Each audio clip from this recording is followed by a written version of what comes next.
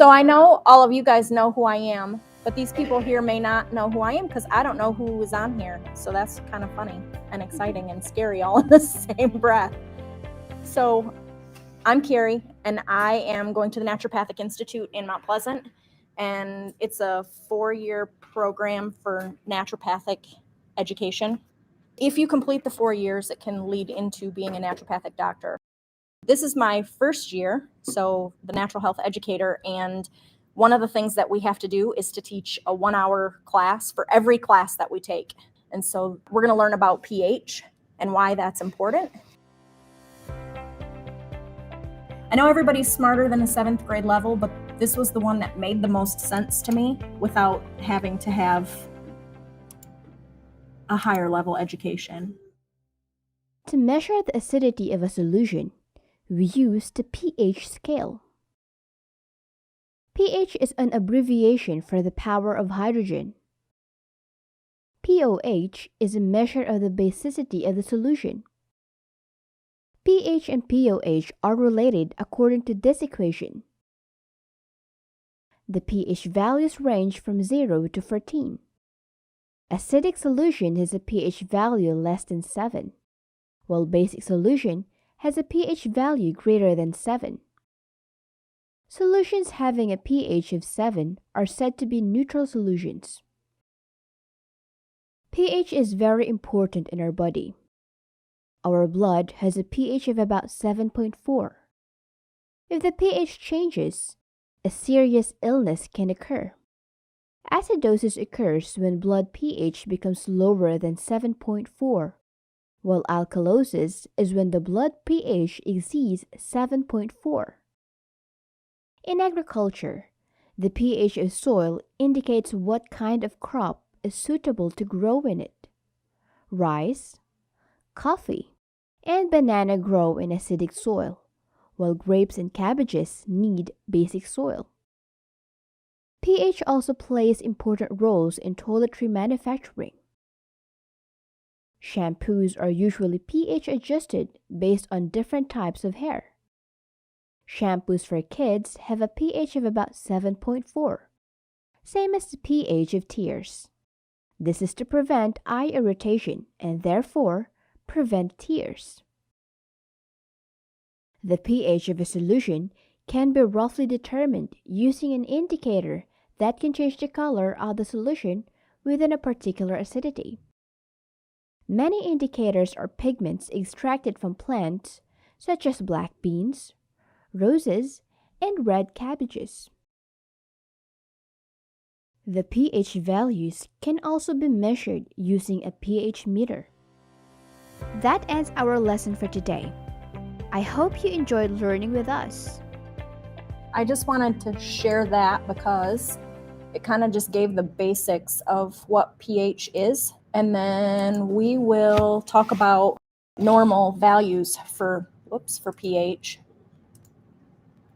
So when you have all of your testing done, right, you go to the doctor's office and they give you this range.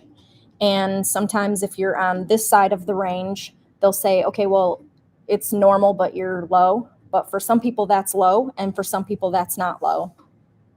It's kind of weird. So if you're on this side and it's high, it might not be high for you, but for somebody else it might be high.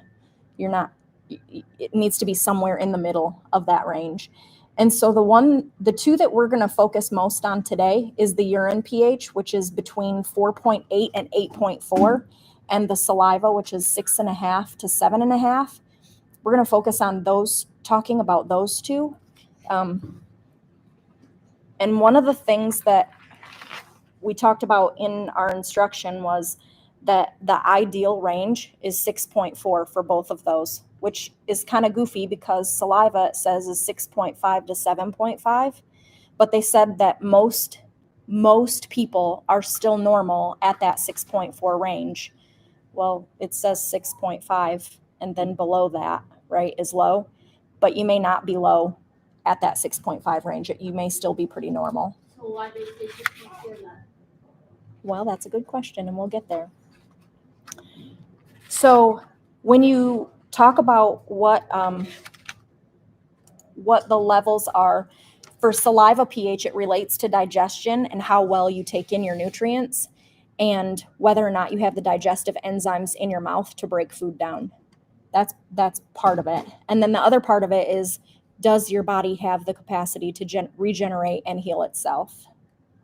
I have some snacks and some drinks, and I don't want you to necessarily drink those. I don't want you to drink those. Everybody has a drink.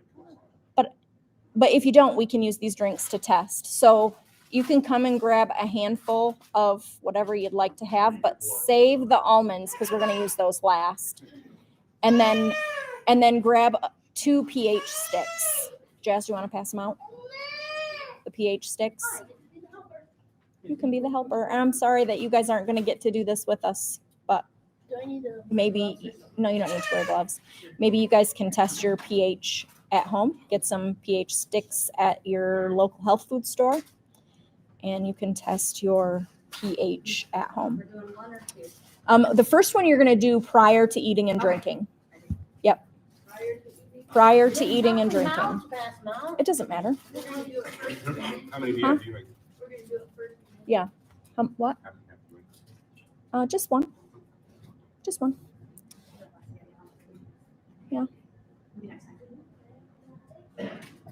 The next class will be more exciting. This one. This is cool though. I'm interested to see what my level is. Yeah, it is interesting. It's gonna be high, whatever it is, it's gonna be high. I can tell you. Well, it may not be to begin with, though. Well, I have to, yeah. You want a meeting something? You already messed up. Oh well, you can still test it. You can do that, and then you can do it before you drink something. That's good. Yeah. Yeah. So put it under your tongue and leave it for like 3 seconds, and then you can pull it out. The part that has the color end. Yeah. Wait, what are we supposed to do? So take the colored end, the yellow end. You're gonna put it under your tongue for like 3 seconds. Real green. That's nasty. Tastes gross. So mine's barely changed color. So Ew, Dad. You can take it out now, Mom. You're gonna be dark green too. No? Let me see. Wow, look at that. so I have some that they have changed color and some that have not. So I'm gonna pass this around so you can kind of see what your number is. Oh my God. Show the screen. So Oh, right here. see the differences in the color. And that's. One is light and one is dark, right? Okay, so you're gonna pass that around and show them. It's okay. Mine's like. Mine looks like that guacamole. Drink more water, don't you? Propels. Mine is When David 6. brings you the thing. Okay, That's So- bad. but we're gonna look at it before you ate something. Then we're gonna look at it at the change afterwards, because this is your baseline. So remember, I told you 6.4 was fairly average, right? So 6.4 to 7.5. But You're in that normal I range. didn't really understand what you meant by how some people's high is normal. So like, I have low blood pressure, right? But low blood pressure for me, I've always had low blood pressure. And when I go to the doctor, it never fluctuates. So for me, low blood pressure is normal for my body. So if I go to the doctor and I have higher blood pressure, I always question them and say, hey, look, my blood pressure is always low. And today it's this. And they're like, okay, well, pain, right, can make a difference in your blood pressure. So all kinds of things can make a difference. So my folks here did their testing, and I think most of them are normal, but the verdict is still out. We'll have to see. So now you can have your snack. So they're gonna have a snack, and then we're gonna test in about 2 minutes. We'll test what their what their levels are They're gonna go back. afterwards. Make sure everybody else eats something. What about our own personal snacks? Oh. Riley came prepared. I told him to bring snacks. You didn't tell me. Guacamole? You didn't tell me. I thought I did tell you. I went and got some just in case, 'cause I'm like, I remember something about bring snacks. Right? So I I'm had like, no "Put a whole idea what class was or going not?" on. I just got told to show up. Hey, you know, there are those special people that we do tell just to show up. Hey, That's because you're the star of the show. what is me? She said she just got told to show up. She didn't get told to bring anything. Hydrated. I did. I put that on my Facebook post to bring a So how snack. do you get the pH training? Am I allowed to? Yes, yes. You can have your drink. You can have your snack, and we'll. You have burnt chips. You want me on one? No, they're just blue chips. No, it's your brain. So I'm really sorry to those of you out there. I hope you're eating a snack too, because it's going to be boring for just a few more minutes. So I guess while we are having our snack, though, I can talk about. So there's different foods. You know, we're told to eat like 80-20, eat in moderation, different things.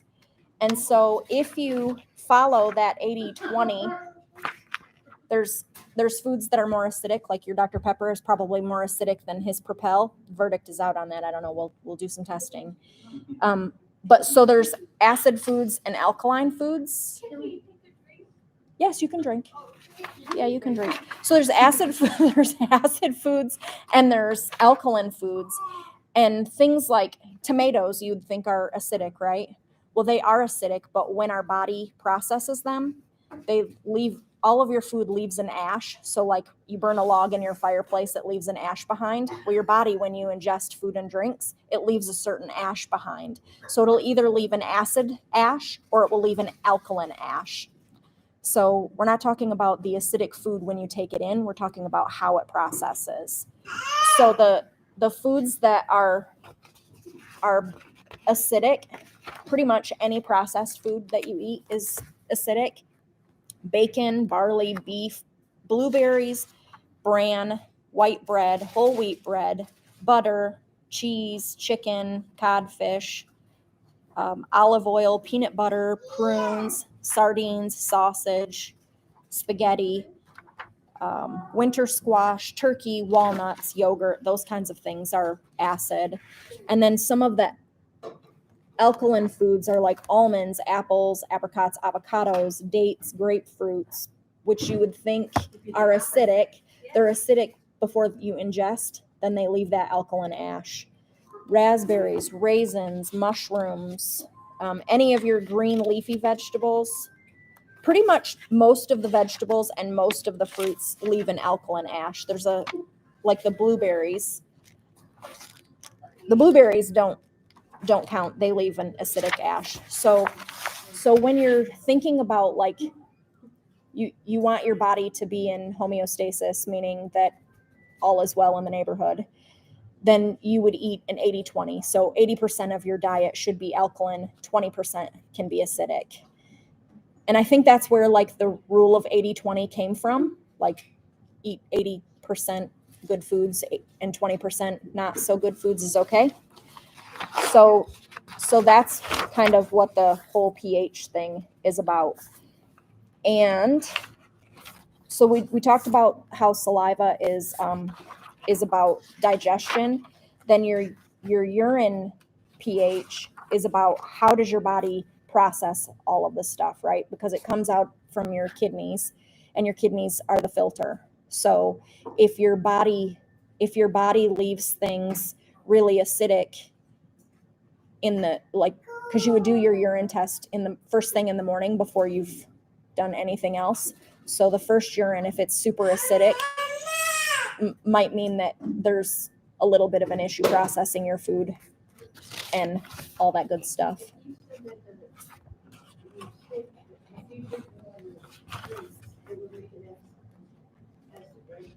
Yes. Well, we'll talk about that. Did you drink before you took your test? No. Okay, but for like the last 5 minutes, right, you didn't. So that's probably why, because you have salivary glands, right, and you've always got spit happening in your mouth. So when you take that drink, about 5 minutes after, things start to kind of go back to how you would normally be. So your urine pH test tells about filtration and circulation, along with your ability to detox and eliminate. So if first thing in the morning, if your urine is alkaline, then that means that your digestion is slow, and you probably have a buildup of whatever toxic stuff that you had the day before was. And then if your urine is really acidic in the morning, that means your digestion is really fast, and you probably didn't take in any of the nutrients whatsoever. Well, maybe not whatsoever, but you took in very little nutrients. And so, all right, Pokey Joe over there. Let's finish up, huh? Oh, we're supposed to be done? Yeah, so I'm ready for you guys to, it's called a snack. It's like a 3-minute snack. And so after we do we may do a third pH. We may do a third pH, because if after your snack and your drink, there's a certain result that we're looking for, and I'll tell you that when we're doing the pH testing, then after that, I'm going to have you eat like 2 or 3 almonds, and we should get a totally different reading after that, and I'll tell you why. A diet high in refined and processed foods will result in acid production, gas formation, fermentation, and decomposition in your digestive tract. So if you know somebody that's like really sick and all they eat is like McDonald's and Taco Bell, and they just don't feel like they want to cook, and they're always with a pop in their hand, I've been in that lifestyle. I'm not just looking at you. I'm not looking at you. I've been there, and and a lot of times we don't feel good, but we don't have time to cook and do all of the right things. So we grab stuff on the run, and then we wonder why we don't feel good, right? So we have to do some of that 80-20. It's okay to go through the McDonald's drive-through like every now and again, probably not breakfast, lunch, and dinner. And there's a show that talks about supersize. Can I tell what I had for lunch today? I'm not so sure I want to know. Well, she said that I was acidic and that corn was bad for me. So I went to Taco Bell, and I know it's still processed, but I got the grilled chicken taco with no flour. You had a grilled chicken taco with no taco. And then I got the rice and beans, and it was like $6. And that was Whole Food, as Whole Food as I could get at that point in time. At least I had something that was. And then so also when you're talking about acidity, you see people that have really bad teeth, and they go to the dentist and they have to get all the cavities and all the things. And they could go to the dentist on a regular basis, and they could be brushing their teeth on a regular basis. But if you are eating really acidic stuff, it leaves like a film on your teeth, and then you brush your teeth right after you eat or just before you go to bed. And the fur that's growing on your teeth is actually softening your teeth. So when you brush, it takes the enamel off of your teeth. So don't brush your teeth right after you eat and drink stuff that's acidic. Terrible for you. Well, maybe they didn't learn that in dentist school. Or maybe they just want you to have to make an appointment after appointment so they can take your money. So the best thing probably, like after you drink alcohol, after you drink acidic drinks, because we're drinking, it's not like you're guzzling, you're drinking and sipping, right? So you've got a buildup of all this stuff on your teeth and in your mouth. So the best thing to do is after you're finished, like rinse your mouth out with water, and then wait an hour and a half, and then brush your teeth. And they say I read somewhere, I can't remember exactly where that was, but they were talking about hot and cold. And if you drink really hot stuff or really cold stuff, that also softens your teeth. And so when you're drinking really cold pop or really hot coffee, softening your teeth, and then you brush your teeth, you're brushing away your enamel, which is your protective barrier for your teeth. And that could be potentially why people have bad teeth or hate going to the dentist. I mean, it's got to do with every, all parts go together, but as, I was thinking about you said 6 We'll talk about toothpaste and the culprits behind the propaganda of that another class. Yeah, that'll be another class. But your teeth health leads to your mental health, your physical health, and all the other things. So if you are smoking, or if you're drinking, or you're drinking pop or coffee, if you just rinse your mouth out, even like if that's the least that you do, you're at least saving your teeth somewhat. The dentist will tell you after you drink that much water to counteract it. Well, you should drink actually more than that, because right, but they say at least I think for every, I want to say it was every 8 ounces of caffeine that you drink, it depletes your body of water 6 cups. So for every cup, it depletes your water reserve 6 cups. We have a peanut here, and she's not a happy girl. She wants a chocolate cookie. But this isn't the class for chocolate cookies. We'll have to make some good cookies. We also talked about your mental health, right? And we talked about mental health in the words that you use. It's proven scientific data, right? Not yet. Scientific data shows that if you talk good to your plants, that your plants will live.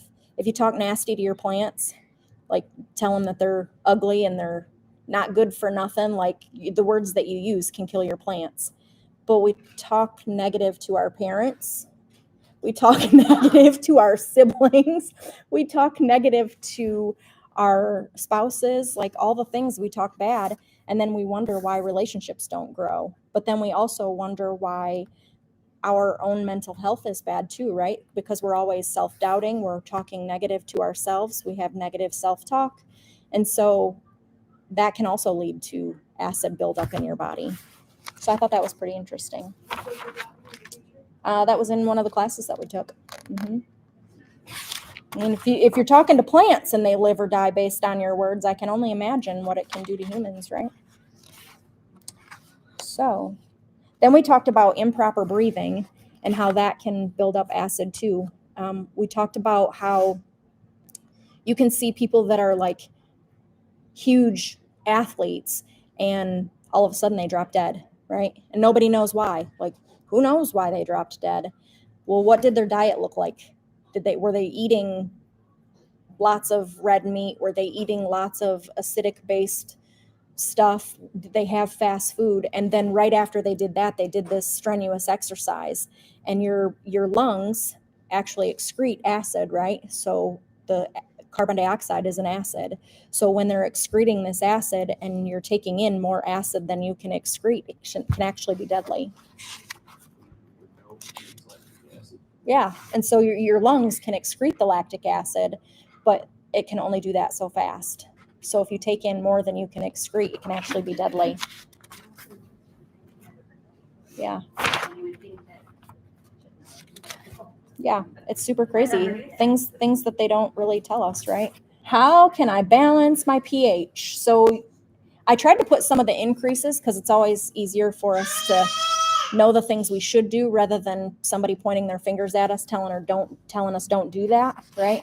So you should increase your amounts of alkaline foods, the 80% of stuff that you should have. Increase your water consumption, and adding lemon to water. I know lemon was one of those things that everybody tells you is acidic. It's acidic on the outside, but your body produces alkaline when you digest it. And it's actually, it can kill bacteria in your water because of the acidity. Your water is an alkaline type thing. And so when you put lemon in it, it's acidic and it kills off some of the things that might be in your water. And it tastes better. And then decrease the amount of processed foods. Sugar is highly acidic and highly addictive. And then if you are into juicing, you can juice your vegetables and use celery as an ingredient. Celery is one of those things that helps you process things through your body for whatever reason. It's a good thing to juice. Are you gonna cover sugar or is that another class? That is another class. We are only doing pH today. So what do you just eat the celery and stir your juice? No, like you use a blender Oh, please. or a juicer, and you put it in your juice. But doesn't it work the same if you eat it? Well, it would, but it doesn't get into your bloodstream as fast. Yeah, so when you put sugary things, and I know we're not going into sugar today, but you put a pop in your drink, right? You put a pop in your drink, put a pop in your mouth, or you put a piece of gum in your mouth, like all that sugar goes directly to your bloodstream, or the caffeine goes straight to your bloodstream, and you get those effects now. Well, it also affects your acidity of your blood too. So when your blood is supposed to be between a certain amount, and if it's too acidic, it can kill you, but if it's too alkaline, it can kill you too. So goes right to your blood system right now. So your mouth is a very powerful tool. And then using digestive enzymes. So for those of us who had this yellow and green, right? You were pretty acidic from the beginning. That was me. Digestive enzymes can actually help break down foods. So when you put things like the chips and the cookies, your mouth has the digestive enzymes to break down carbohydrates. You said the yellow was acidic. I thought the green was acidic. No, anything over 7 is alkaline. So if you were not yet, so from here to here, with your mouth acidity, if your mouth is too acidic, you may need digestive enzymes to help break down the carbohydrates and use whatever nutrition might be. So remember, I told you if you're too acidic, your digestive system is too fast, right, with the urine. So if your digestion is too fast, that means you're not getting any of the nutrients that you should be getting right from the start of your mouth. So the digestion, if you use digestive enzymes, that helps you break down your food, but it also helps to take in the nutrients that you would need for your body. Wait, so how? Like a supplement? Yeah. So how do you fix your mouth then? If it don't work right from the start of your mouth. Increase your water consumption. Increase the amount of alkaline foods and drinks. All those things. And then decrease the amount of acidity. I put water in my lemon every time. You put water in your lemon every time? Lemon in my water every time. And so then I have and you may not be able to see all of this, but I have a list of, so this side over here is the acidic side, and over here is the really alkaline side. And for those of you that would like, I can make a copy of this and you can have it for home if you want, or I can send it to you in an email. Oh, I don't know if I can do that. Whoops. So the half and half is you eat 80% of this stuff and 20% of this stuff. You can still go out and have a good time and go to a fast food restaurant with your friends and family, as long as 80% of the time you're doing the good things and not the bad things. I'm not here to tell you can't do anything and have fun. I might tell you that off camera, just not on camera. Yeah. So if you know better, you do better, right? Sometimes.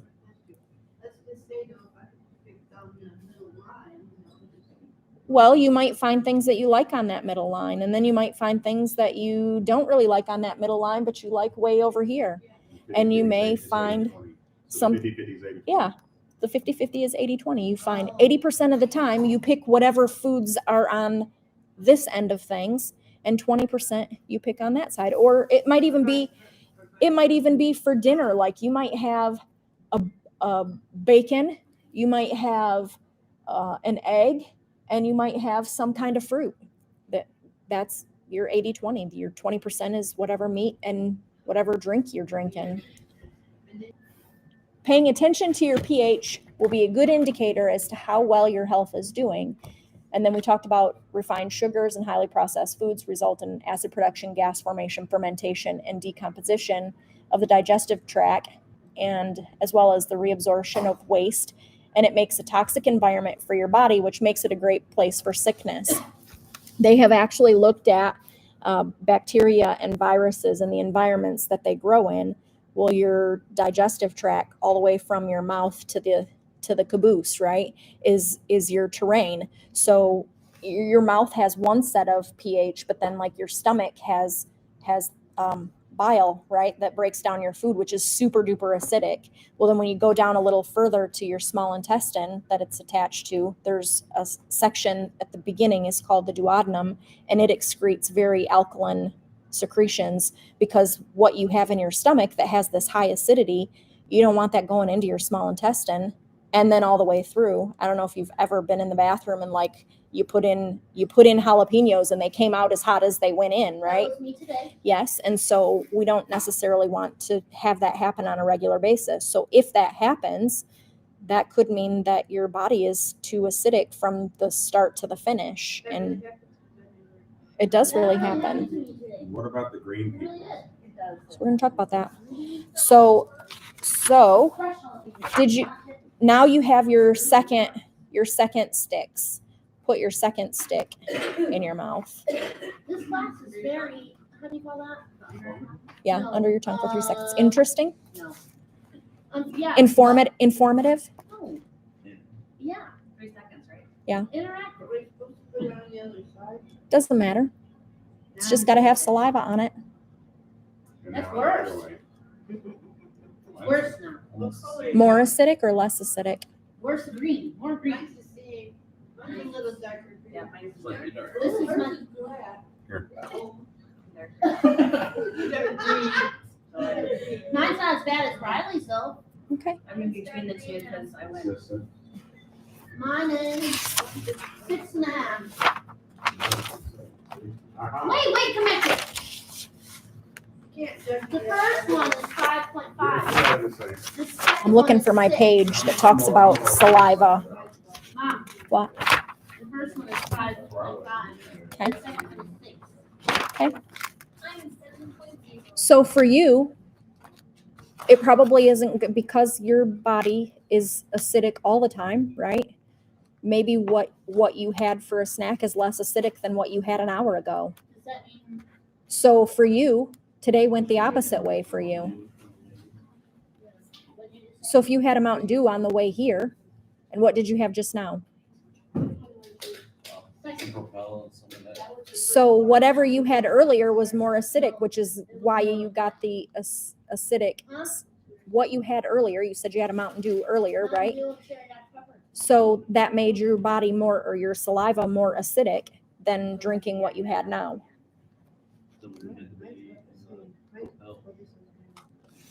So now I want you to take, Riley, put that away for a minute, because I'm going to have you take 2 almonds Oh. I'll pass it on. and then pass out one more of those too. I wasn't sure I was going to do that, but teacher, may I? Mother, may I?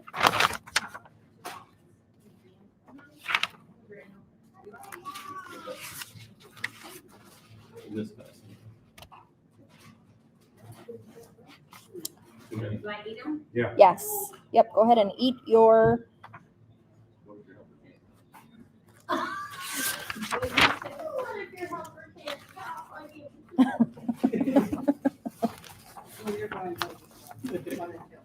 That might have been why we used the 7th grade video. Shut up. It's okay. Do not want to drink. Just because I don't have a degree. Don't mean it. Nope, it does not. I don't have one. Doesn't mean anything. Hey, I do, and sometimes the 7th grade video fits for me too. What? So wait a minute, let me ask you something, because whenever, a couple months ago, remember when I was doing all that argon stuff? Yeah. And I was eating, I went on that cleanse and I lasted for about 5 days. And you felt better? No, and, well, yeah, and I was eating almonds a lot. Mm-hmm. This might be my mind, but number twos just fell right out of my bottom. Uh-huh. It did not take nothing to push it out. Yep, because your system. Because your system was working. If you are not having at least a bowel movement after every time you eat, you are not normal. Well, I'm not normal. You're not. It's a conveyor belt. What goes in must come out. And our bodies are acidic because of the things that we eat. So this, remember I told you 6.4, right, was the optimal acidity. So you can run a simple pH test any time of day after eating just a few almonds. In a healthy person with adequate alkaline reserves, meaning your body is able to take in nutrition, your body is able to use the nutrition, right? Your pH will go up almost immediately to 8.4.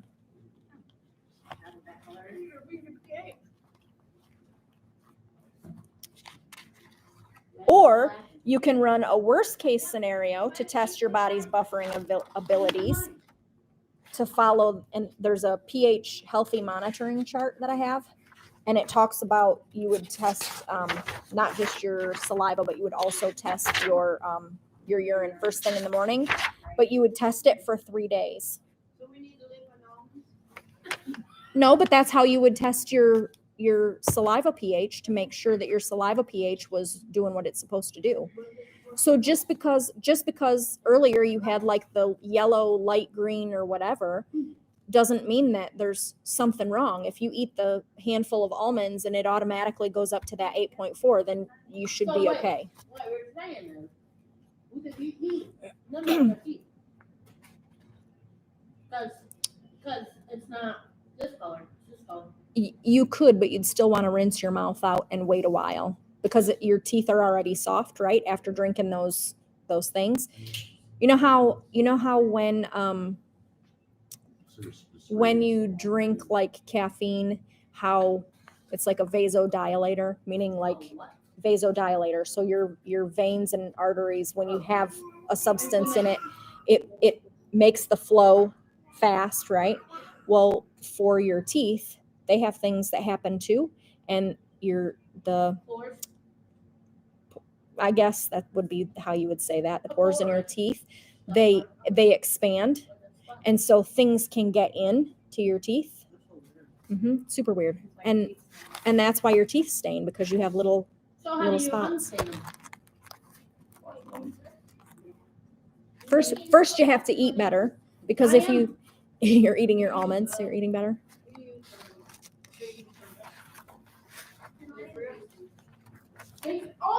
And you can also do oil pulling, right, with coconut oil, because coconuts have a antibacterial property. And so you would do this with liquid coconut oil, not the kind that's chunky, because that will kick your gag reflex into high gear. That was a oops moment for me. Get your gag reflex. You know how sometimes when you hit back here with your toothbrush, you gag a little? Well, I thought coconut oil would be coconut oil and it will melt in your mouth, right? Yeah, not so good. So make sure you use liquid coconut oil if you're going to do it, and spit it in the trash, not in your sink. But it will actually pull the bacteria out of your teeth. It has an antibacterial property to it. And you can, instead of brushing your teeth even, you can just swish your mouth. So every night, that's what you do. Every morning and every night, not even brushing your teeth. Just using the coconut oil. But for people that have bad gums, for people that have gingivitis and bad gums, it's super beneficial. Super beneficial. What's that? Liquid coconut oil. Yep. Huh? Unrefined. That would mean it's raw. Yeah. Okay.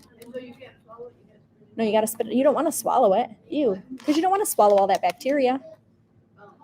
You're going to spit it out.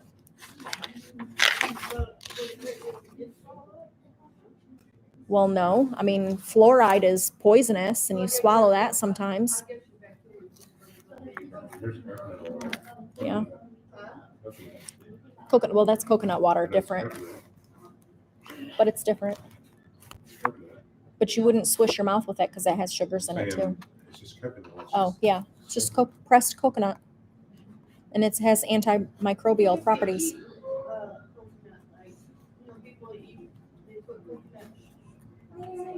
Coconut flakes. Yeah.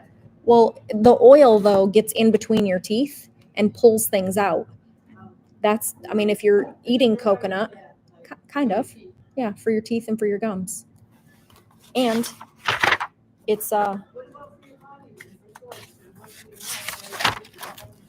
well, so we talked about that in class, and this doesn't have anything to do really with pH of saliva or urine, but we talked about health and beauty things, and the instructor told us you should never use anything on your body that you cannot put in your mouth. So coconut oil has a cooling property to it. So like in the hot summer months, you can use coconut oil to, or if your body just runs hot, you can use coconut oil for your lotion. Like instead of using lotion, use coconut oil. And if your body runs cold, you can use sesame oil because that will heat you up. What do you use it for what? Instead of body lotion, you can use it as like, just as a, make your skin soft. Oh, So, what do you mean by running cold? Like your hands and feet and body is always cold, right? So you wouldn't want to use coconut oil because that will keep you cold. You would want to use sesame oil because that will warm your body For up. what? Use it for what? For like a lotion. How does it warm your body up? Because sesame oil is a heater and coconut oil is a coolant. That's what they say. So so that is what they say. Then the other thing that we talked about was Epsom salt baths, and I have heard a couple of things about Epsom salt baths.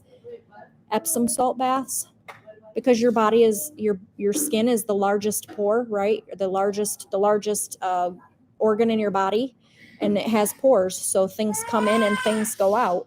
Well, if your body is lacking magnesium, the best way to get magnesium in your body is by taking a magnesium bath, which would be Epsom salt.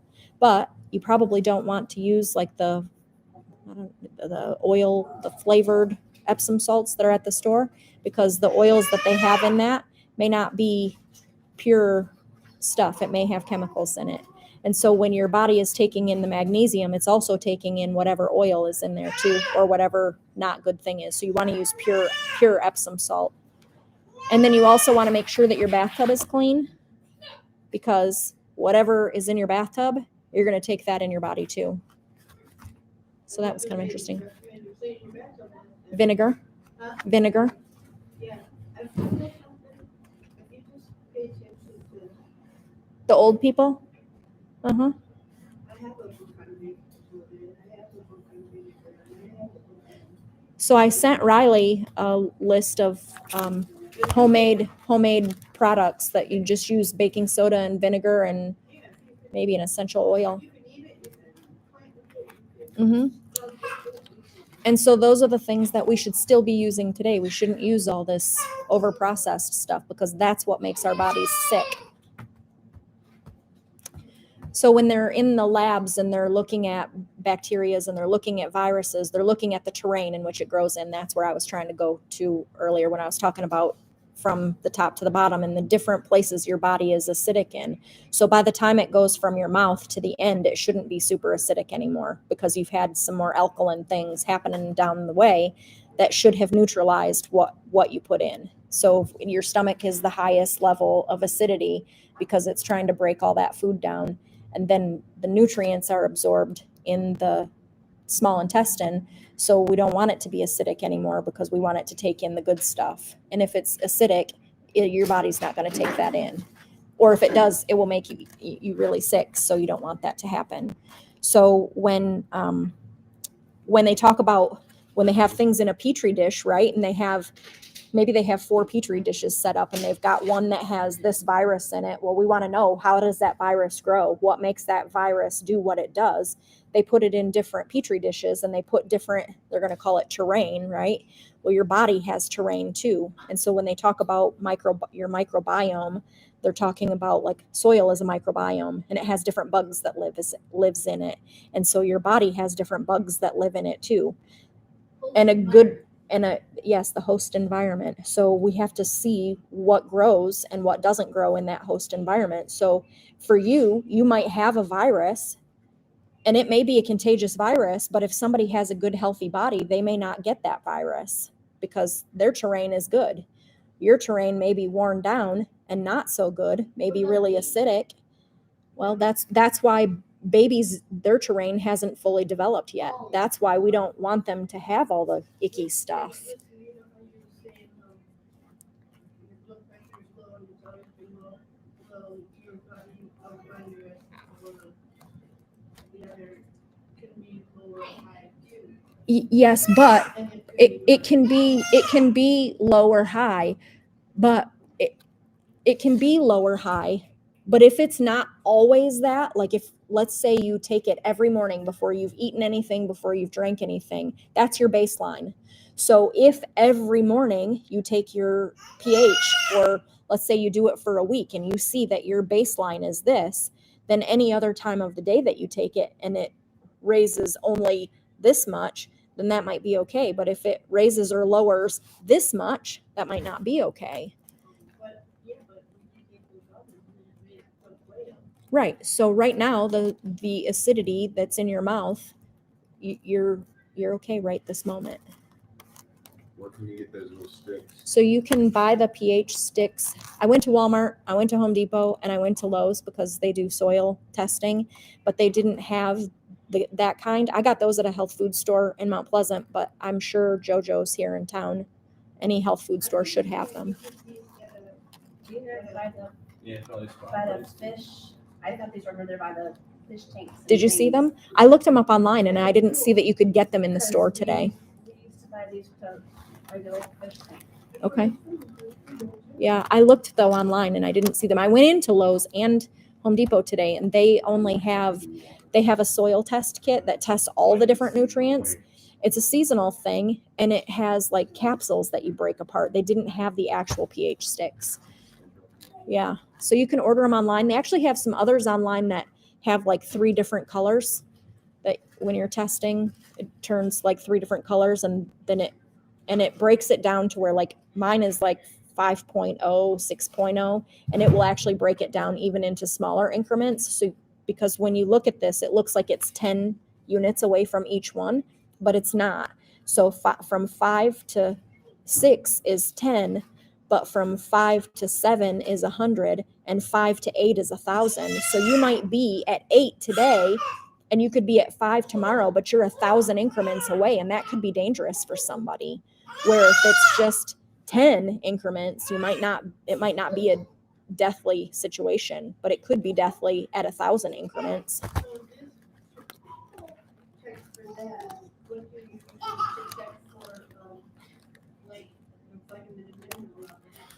Can you do that check yourself or not? You can, but it's an online order thing. There's different places you can order that online, and then they send the test kit right to you, and then you send it back. That's like what we did for the other one. You can do the hair. You can test the vitamin, minerals, different heavy metals that are in your body. Right, and is that cheaper for a person to just pay that than go to the doctor and have the doctor? It could be. Because you can test for all of those things. Where if you go to the doctor's office, they may not, and your insurance probably won't pay for it. Thank you for visiting. I appreciate you coming to my program, and we will have another one next time. I think we're either going to talk about vitamins or we're going to talk about sugar in an in-depth conversation. So thank you so much for joining us, and we will see you next time.